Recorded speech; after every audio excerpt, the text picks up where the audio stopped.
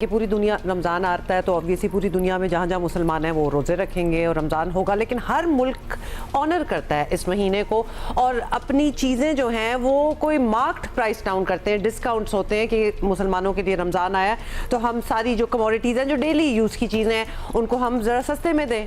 हमारे यहाँ ऐसा नहीं होता, हमारे यहाँ टोटल उल्टा होता है और हमारे यहाँ एक्चुअली पूरा साल ही एक चीज़ चल रही होती है, लेकिन जैसे ही रमज़ान आता है उसमें और स्पीड लग जाती है और Ramzan inflation in itself is a thing, is a term now, it's a term of course in Pakistan.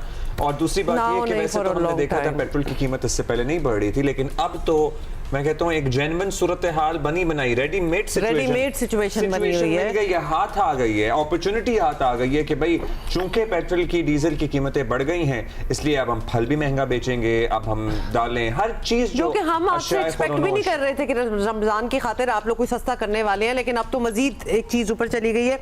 Usman Khalil हमें गुजरावाला पहले चलेंगे, तो we are going to talk to our correspondents and they will tell us what the reality is. Gujranwala में ration की जरा ज्यादा चाहिए होता है। Usman, over to you. We love Gujranwala anyways.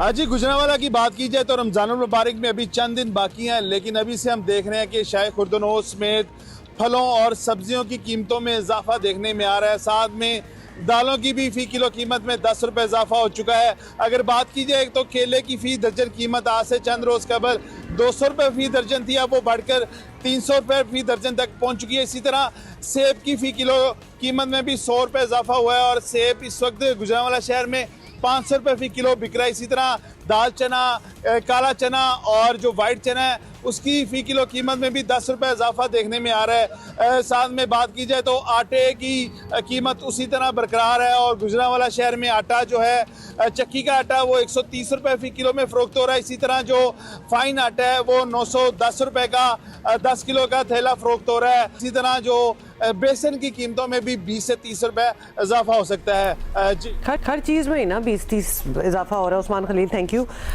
सो ये तो हमने एक छोटा सा आपको ट्रेलर दिया है, अब हम और शहरों में भी जाएंगे और हम आपको बताएंगे and that is our reality.